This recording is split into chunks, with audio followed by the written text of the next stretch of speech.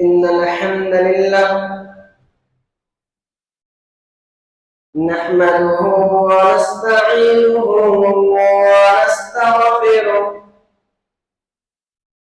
ونؤمن به ونتوكل عليه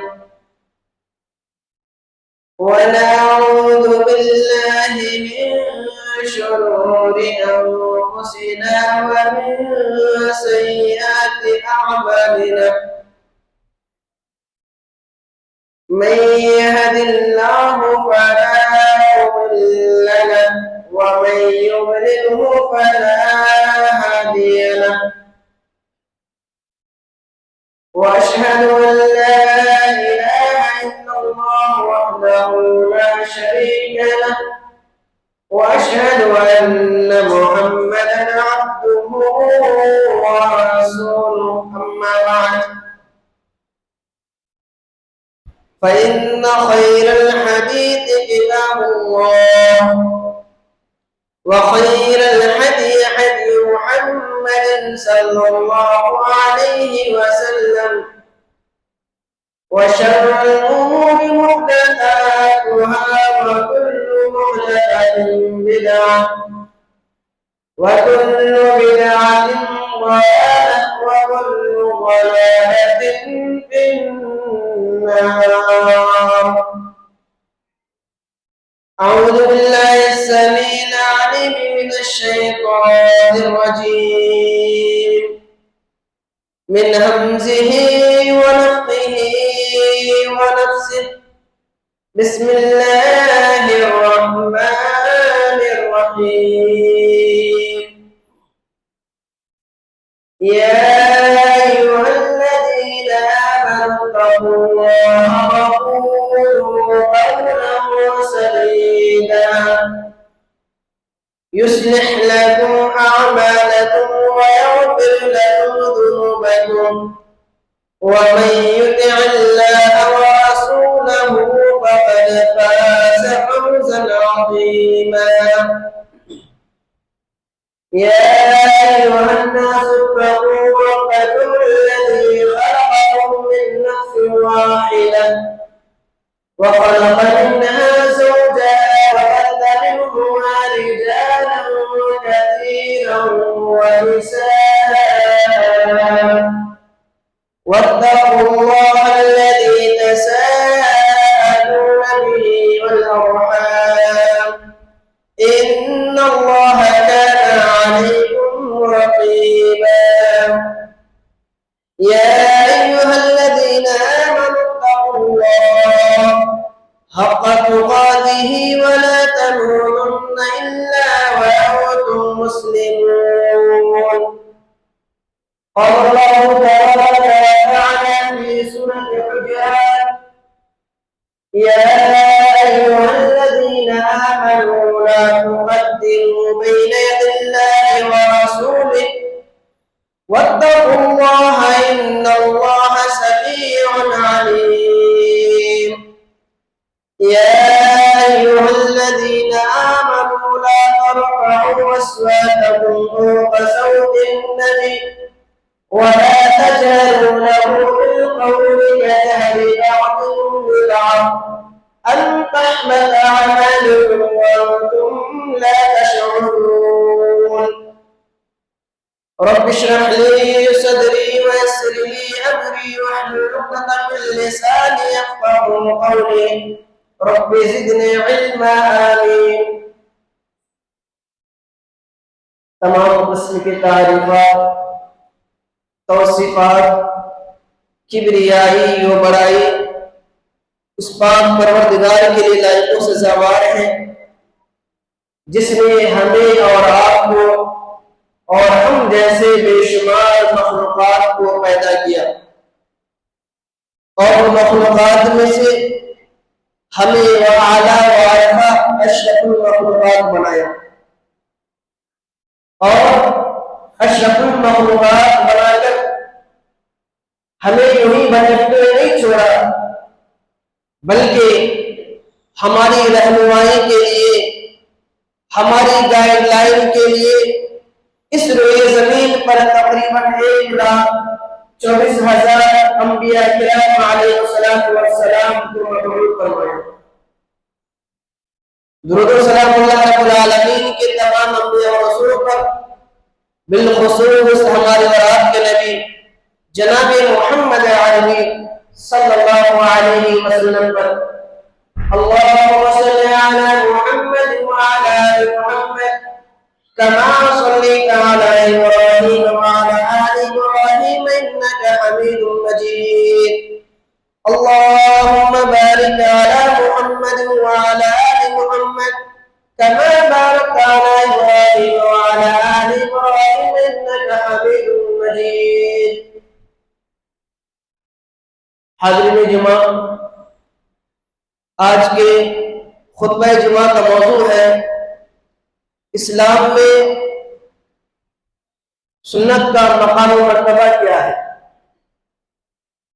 سامعین و سامعات، خطبہ مسنونہ کے بعد میں نے سورہ حجرات کی ابتدائی آیتوں کی تلاوت کی ہے، اور سورہ حجرات کی جو ابتدائی آیتیں ہیں اس میں اللہ رب العالمین نے اپنے پیارے حبیب محمد عربی صلی اللہ علیہ وسلم کے ادب کے تقاضے بیان کیے ہیں کہ آپ صلی اللہ علیہ وسلم کے ساتھ ادب کے کن تقاضوں کو ملحوظ رکھنا ہے، کن تقاضوں کو خاطر میں لانا ہے۔ اللہ رب العالمین نے ارشاد فرمایا، یا ایھا الذین آمنوا لا تقدموا بین یدی اللہ ورسولہ، اے وہ لوگوں جو ایمان لائے ہو، اللہ اور اس کے رسول سے آگے نہ بڑھو۔ واتقوا اللہ، اللہ رب العالمین سے ڈرتے رہو۔ ان اللہ سمیع علیم، اللہ رب العالمین سننے والا اور جاننے والا ہے۔ یا ایھا الذین آمنوا لا ترفعوا اصواتکم فوق صوت النبی، اے ایمان والو تم اپنی آواز کو نبی کی آواز سے بلند نہ کرو۔ ولا تجہروا لہ بالقول، اور تم نبی کریم صلی اللہ علیہ وسلم کے سامنے اس انداز میں، اس لہجہ میں بات نہ کرو جس طرح تم ایک دوسرے سے بات کرتے ہو۔ کیا ہوگا اگر تم نبی کریم صلی اللہ علیہ وسلم کے سامنے اونچی آواز میں بات کرو گے؟ کیا ہوگا تم نبی کریم صلی اللہ علیہ وسلم کے سامنے اس لہجے میں، اس انداز میں بات کرو گے جس انداز میں تم ایک دوسرے سے بات کرتے ہو؟ ان تحبط اعمالکم، ہوگا یہ کہ تمہارے زندگی کے سارے اعمال ضائع ہو جائیں گے، برباد ہو جائیں گے، اور تم گمان کرتے ہو کہ تمہیں معلوم ہو جائے گا، تمہیں پتہ چل جائے گا۔ اللہ نے فرمایا وَأَنْتُمْ لَا تَشْعُرُونَ، بلکہ تمہیں گمان تک نہیں ہوگا۔ حضرات، میں انہی آیتوں کے ذریعے سے اپنے خطبے میں داخل ہونے کی کوشش کروں گا۔ اللہ رب العالمین نے کیا فرمایا؟ یا ایھا الذین آمنوا لا تقدموا، اے لوگوں اللہ اور اس کے رسول سے آگے نہ بڑھو۔ اس کا کیا معنی ہے؟ اس کے تین معنی ہیں، تین مطلب ہے، اور تینوں ہی معنی یہاں مراد ہے۔ سب سے پہلا معنی یہ ہے کہ اللہ کے پیارے حبیب صلی اللہ علیہ وسلم نے جن جن باتوں سے منع کیا ہے اس سے رک جاؤ، جن صفات سے روکا ہے اس سے رک جاؤ، جن جن حرکتوں سے، جن جن کاموں سے روکا ہے اس سے رک جاؤ۔ منع کردہ کاموں کو اگر تم کرو گے تو گویا کہ تم اللہ اور اس کے رسول صلی اللہ علیہ وسلم سے آگے بڑھنے کا ظلم کیا۔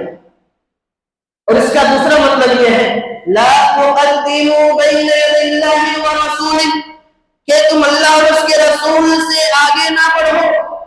کیا مطلب ہے؟ یعنی عبادت کا کام ہے، اطاعت کا کام ہے، بندگی کا کام ہے، لیکن وہ کام اللہ اور اس کے رسول صلی اللہ علیہ وسلم نے جو حد مقرر کی ہے اس حد کے اندر ہونی چاہیے. چاہے عبادت کا کام ہو، اطاعت کا کام ہو، نیکی کا کام ہو، بندگی کا کام ہو، وہ کام احادیث رسول صلی اللہ علیہ وسلم کے مطابق ہونی چاہیے. کیوں؟ کیونکہ تم نبی کریم صلی اللہ علیہ وسلم سے بڑھ کر عبادت گزار نہیں ہو سکتے. تم محمد عربی صلی اللہ علیہ وسلم سے زیادہ متقی نہیں ہو سکتے، جس کا تقاضا یہ ہے کہ تم اس کا ہر کام میں، نیکی کے کام میں، اطاعت کے کام میں، فرما برداری کے کام میں اس حد پر رک جاؤ. اگر تم حد کو تجاوز کرو گے تو گویا کہ اللہ کے رسول اور اللہ رب العالمین سے آگے بڑھنے کا ظلم کیا. صحیحین کی وہ حدیث سبوں نے سن رکھی ہوگی کہ اللہ کے پیارے حبیب صلی اللہ علیہ وسلم رمضان کا مہینہ ہے. اللہ کے پیارے حبیب صلی اللہ علیہ وسلم ہزاروں کی تعداد میں صحابہ کرام کے ساتھ مکہ پر حملہ کرنے کی وجہ سے، مکہ پر حملہ کرنے کے غرض سے نکلے، اور صحابہ کرام سفر میں ہیں. سفر میں ہے، بعض لوگ روزہ سے ہیں، بعض لوگ روزہ نہیں ہے، اور مسافر کا اختیار ہے، چاہے تو سفر میں روزہ رکھے اور چاہے تو چھوڑ دے. اللہ کے پیارے حبیب صلی اللہ علیہ وسلم کو پتا چلا، ایک دن معلوم ہوا کہ صحابہ کرام کو روزہ شاہ گزر رہا ہے. ظاہر سی بات ہے، مسلسل چلتے ہوئے صحرا میں تھک چکے تھے. اللہ کے پیارے حبیب صلی اللہ علیہ وسلم کو معلوم ہوا تو آپ صلی اللہ علیہ وسلم نے پانی منگوایا. آپ صلی اللہ علیہ وسلم عصر کے بعد اونٹ پر بیٹھ گئے اور آپ صلی اللہ علیہ وسلم نے پانی نوش فرما کر روزہ ختم کر دیا. آپ صلی اللہ علیہ وسلم کے ساتھ جتنے صحابی تھے تمام کے تمام صحابی نے اپنا روزہ ختم کر دیا. لیکن بعد میں معلوم ہوا کہ 2-4 افراد ایسے ہیں جنہوں نے اپنا روزہ ختم نہیں کیا، اپنا روزہ مکمل کر لیا.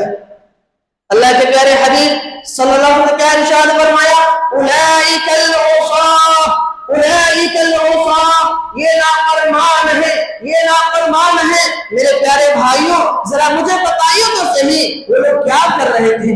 روزہ مکمل کر رہے تھے، نیکی کا کام ہے. لیکن جہاں محمد عربی صلی اللہ علیہ وسلم نے اپنا روزہ ختم کر دیا، وہاں کس کی کیا مجال کہ اپنا روزہ قائم رکھے، باقی رکھے.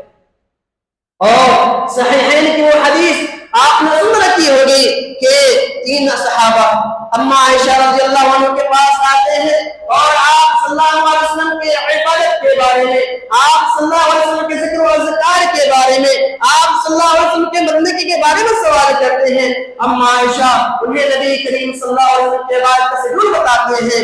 وہ صحابی اپنی عبادت کو کم گردانتے ہیں اور کہتے ہیں کہ اللہ کے پیارے حبیب صلی اللہ علیہ وسلم وہ ذات ہے جن کے اگلے پچھلے تمام گناہ معاف ہے، معصوم نہیں خطا ہے، لیکن اس کے باوجود آپ صلی اللہ علیہ وسلم کی عبادت اس طرح ہے.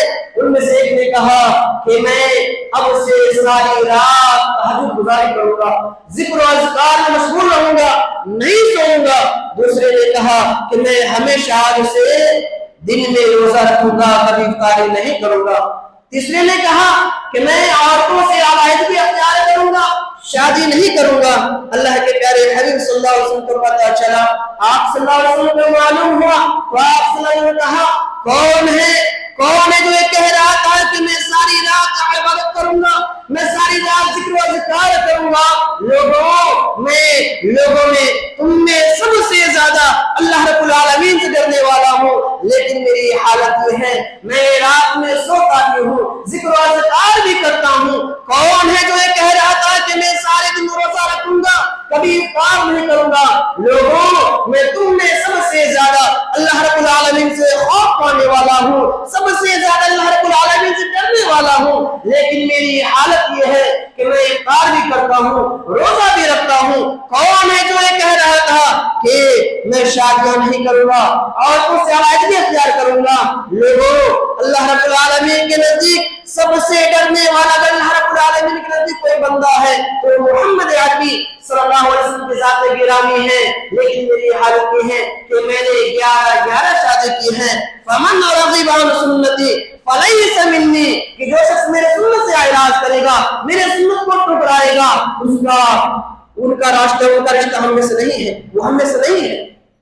لا تقدموا بین ید اللہ ورسولہ، کہ اللہ اور اس کے رسول سے آگے نہ بڑھو۔ اور اس کا تیسرا معنی یہ ہے کہ تمہارے لیے محمد عربی صلی اللہ علیہ وسلم قائم اسوہ ہے، تمہارے لیے محمد عربی صلی اللہ علیہ وسلم فائنل آئیڈیل ہے، لہذا تم نبی کریم صلی اللہ علیہ وسلم کے اسوے پر کسی اور کے اسوے پہ ترجیح نہ دو، تم نبی کریم صلی اللہ علیہ وسلم کے قول پر کسی اور کے قول کو ترجیح نہ دو، تم نبی کریم صلی اللہ علیہ وسلم کی شریعت پر کسی اور کی شریعت کو ترجیح نہ دو، تم نبی کریم صلی اللہ علیہ وسلم کے قانون پر کسی اور کے قانون کو ترجیح نہ دو، تم نبی کریم صلی اللہ علیہ وسلم کے احادیث پر کسی اور کے حدیث کو ترجیح نہ دو۔ لا تقدموا بین ید اللہ ورسولہ، لوگوں اللہ رب العالمین سے ڈرتے رہو۔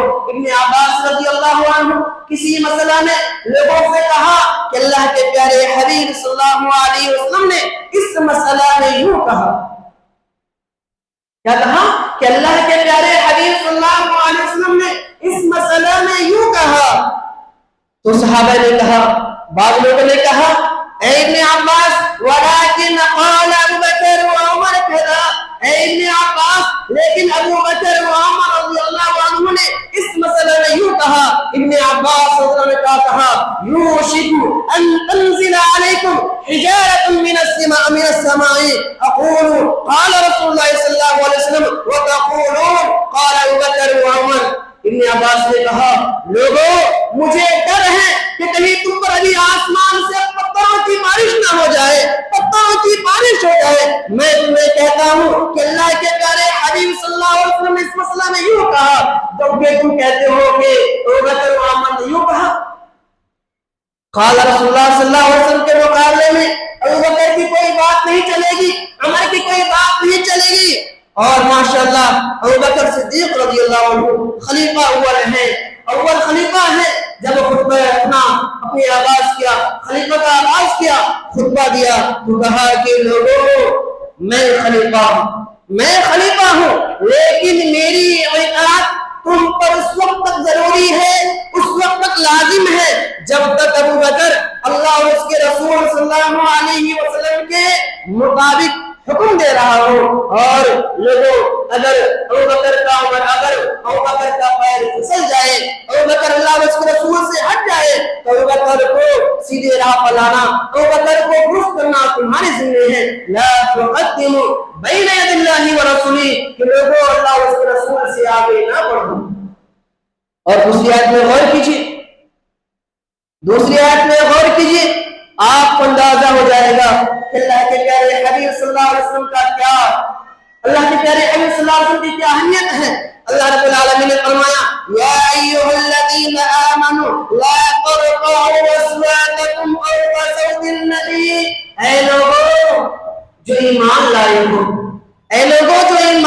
ہو، لا ترفعوا اصواتکم فوق صوت النبی، تم اپنی آواز کو نبی کی آواز سے بلند نہ کرو، وَلَا تَجْهَرُوا لَهُ بِالْقَوْلِ، اور تم نبی کریم صلی اللہ علیہ وسلم کے سامنے اس انداز میں بات نہ کرو جس انداز میں تم ایک دوسرے سے بات کرتے ہو، أَن تَحْبَطَ أَعْمَالُكُمْ وَأَنْتُمْ لَا تَشْعُرُونَ۔ اگر تم نبی کریم صلی اللہ علیہ وسلم کے سامنے اونچی آواز میں بات کرو گے، نبی کریم صلی اللہ علیہ وسلم کے سامنے تم آواز میں بات کرو گے، ہوگا یہ کہ ان تحبط اعمالکم، تمہارے زندگی کے سارے اعمال برباد ہو جائیں گے، تمہارے سجدے برباد ہو جائیں گے، تمہارے صدقات و خیرات برباد ہو جائیں گے، تمہاری حج برباد ہو جائے گی، یہاں تک اللہ رب العالمین نے فرمایا کہ تمہارے سارے اعمال برباد ہو جائیں گے، وَأَنْتُمْ لَا تَشْعُرُونَ، اور تمہیں اس کی خبر تک نہیں ہوگی، تمہیں اس کی آہت تک محسوس نہیں ہوگی۔ علامہ ابن کثیر رحمۃ اللہ علیہ اس آیت کی تفسیر میں کہتے ہیں کہ جب یہ آیت نازل ہوئی ایک صحابی ہے ایک صحابی ہے جن کی آواز نیچرل فطرتاً کیا ہے؟ بلند ہے. کیا ہے؟ بلند ہے. وہ اللہ کے پیارے حبیب صلی اللہ علیہ وسلم کی زبان سے جب یہ آیت سنی تو انہوں نے اللہ کے پیارے حبیب صلی اللہ علیہ وسلم کی مجلس میں جانا چھوڑ دیا. اللہ کے پیارے حبیب صلی اللہ علیہ وسلم کے مجلس میں جانے کو چھوڑ دیے. اللہ کے پیارے حبیب صلی اللہ علیہ وسلم درس دے رہے ہیں. اللہ کے پیارے حبیب صلی اللہ علیہ وسلم صحابہ کرام کو دین کی تعلیمات سے آگاہ کر رہے ہیں. اور آپ صلی اللہ علیہ وسلم کی نظر سعد بن ابی وقاص رضی اللہ عنہ کو ڈھونڈ رہی ہے. سعد بن ابی وقاص رضی اللہ عنہ کو ڈھونڈ رہا ہے، لیکن سعد بن ابی وقاص رضی اللہ عنہ کی آپ صلی اللہ علیہ وسلم نہیں دیکھ پا رہے ہیں. آپ صلی اللہ علیہ وسلم نے ارشاد فرمایا این سعد بن وقاص، اے میرے صحابہ، اے میرے صحابی، سعد بن وقاص کہاں ہے؟ سعد بن وقاص کہاں ہے؟ کیا بات ہے کہ سعد بن ابی وقاص ہماری مجلسوں میں شامل نہیں ہو رہے ہیں، ہمارے درس میں نہیں آ رہے ہیں؟ صحابہ میں سے ایک صحابی جاتے ہیں، سعد بن وقاص رضی اللہ عنہ کے پاس جاتے ہیں اور دیکھتے ہیں کہ سعد بن وقاص رضی اللہ عنہ گھر کے کونے میں اپنے سر کو جھکائے ہوئے زار و قطار آنسو بہا رہے ہیں. صحابہ کرام کہتے ہیں اے سعد بن وقاص، اے سعد بن وقاص، اللہ کے پیارے حبیب صلی اللہ علیہ وسلم کی مجلس میں جانا تم کیوں چھوڑ دیے؟ اللہ کے پیارے حبیب صلی اللہ علیہ وسلم تمہیں تلاش کر رہے ہیں، تم نے کیوں جانا چھوڑ دیا؟ سعد بن وقاص کہتے ہیں لوگوں، تمہیں معلوم نہیں ہے، تمہیں معلوم نہیں ہے کہ آسمان سے کیسی آیت نازل ہوئی کہ اگر ہم نبی کی آواز سے اپنی آواز کو بلند کریں گے، نبی کی آواز سے اپنی آواز کو بلند کریں گے تو ہمارے زندگی کے سارے اعمال برباد ہو جائیں گے. اس لیے میں جہنمی ہو گیا ہوں، میری آواز بلند ہے. چنانچہ وہ تمام کے تمام صحابہ میں ہیں اور کہتے ہیں کہ اللہ کے پیارے حبیب صلی اللہ علیہ وسلم سعد بن وقاص رضی اللہ عنہ نے کہا کہ میں جہنمی ہو گیا ہوں. چنانچہ اللہ کے پیارے حبیب صلی اللہ علیہ وسلم نے ارشاد فرمایا جا کر سعد بن وقاص سے کہہ دو کہ وہ جہنمی نہیں ہے بلکہ جنتی ہے. وہ کیا ہے؟ جنتی ہے. ذرا اس حدیث میں غور کیجئے، اس آیت میں غور کیجئے اور اس حدیث میں غور کیجئے کہ نبی کی آواز سے آواز بلند کرنا اتنا بڑا جرم ہے کہ زندگی کے سارے اعمال برباد ہو سکتے ہیں، اعمال برباد ہو جائیں گے. تو جو نبی کریم صلی اللہ علیہ وسلم کی قول کا انکار کرتا ہو، جو نبی کریم صلی اللہ علیہ وسلم کے حدیث کا مذاق اڑاتا ہو، جو قانون رسول شریعت رسول صلی اللہ علیہ وسلم کا سرعام انکار کرتا ہو، ذرا غور کیجئے کہ نبی کریم صلی اللہ علیہ وسلم کی آواز سے آواز بلند کرنے پر اتنا بڑا یہ جرم ہے کہ زندگی کا اعمال، زندگی کے سارے اعمال برباد ہو جائیں گے. تو نبی کریم صلی اللہ علیہ وسلم کے حدیث کا مذاق اڑانے والا، نبی کریم صلی اللہ علیہ وسلم کے حدیث کا سر عام انکار کرنے والا، نبی کریم صلی اللہ علیہ وسلم کے حدیث کو چھوڑ کر کسی اور کے حدیث پر عمل کرنے والا، اس کے اعمال کی ضمانت کون لے سکتا ہے؟ اور مسلم شریف کی روایت ہے کہ اللہ کے پیارے حبیب صلی اللہ علیہ وسلم کے سامنے ایک آدمی کھانا کھا رہا تھا. کیا کر رہا تھا؟ کھانا کر رہا تھا، اور وہ آدمی بائیں ہاتھ سے کھانا کھا رہا تھا. اللہ کے پیارے حبیب صلی اللہ علیہ وسلم نے ارشاد فرمایا اللہ کے بندے سیدھے ہاتھ سے کھاؤ. اس نے کہا لا استطیع، اے اللہ کے رسول صلی اللہ علیہ وسلم میں سیدھے ہاتھ سے کھانے کی استطاعت نہیں رکھتا. وہ آدمی جھوٹ بول رہا تھا، متکبر تھا، غرور والے تھا. غرور میں کہا کہ اللہ کے رسول صلی اللہ علیہ وسلم میں سیدھے ہاتھ سے کھانے کی استطاعت نہیں رکھتا. اللہ کے پیارے نے فرمایا اللہ کے بندے سیدھے ہاتھ سے کھاؤ. اس نے کہا کہ میں طاقت نہیں رکھتا. آپ نے فرمایا مستطاعت، اللہ کرے کہ تمہاری استطاعت ہمیشہ کے لیے چھین جائے.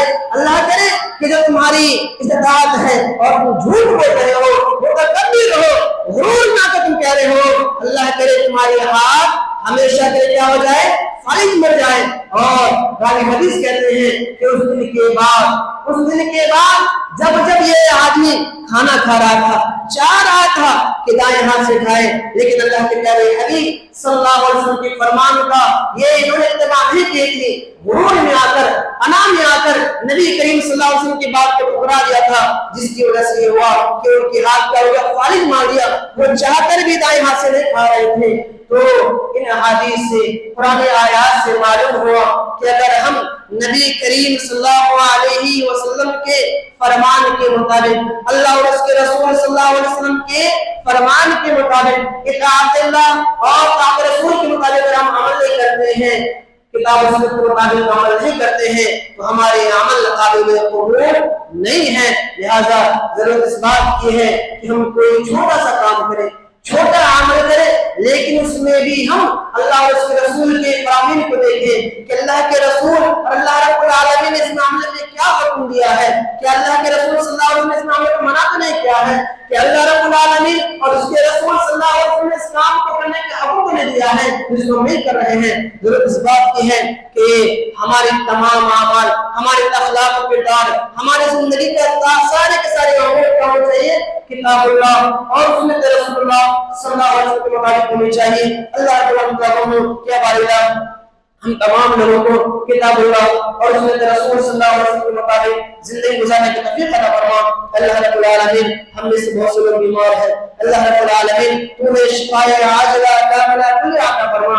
اللہ رب العالمین جہاں بھی اللہ رب العالمین مسلمان پریشان ہیں، اللہ رب العالمین تو یہ پریشانی دور کر دے، اللہ رب العالمین تو ان کے لیے ابابیل پیدا کر دے، اللہ رب العالمین دشمنوں کو نابود کر دے۔ اللہ رب العالمین بہت سے لوگ بیمار ہیں، اللہ وہ شفا عاجلہ کاملہ کل عطا فرما۔ اللہ رب العالمین بہت سے لوگ بے روزگار ہیں، اللہ رب العالمین رزق کی تلاش میں ہیں، اللہ رب العالمین تمہیں غیبی طور پر اللہ رب العالمین رزق بھی عطا کر۔ آمین۔ صلی اللہ علیہ وسلم محمد وعلی آلہ وصحبہ اجمعین۔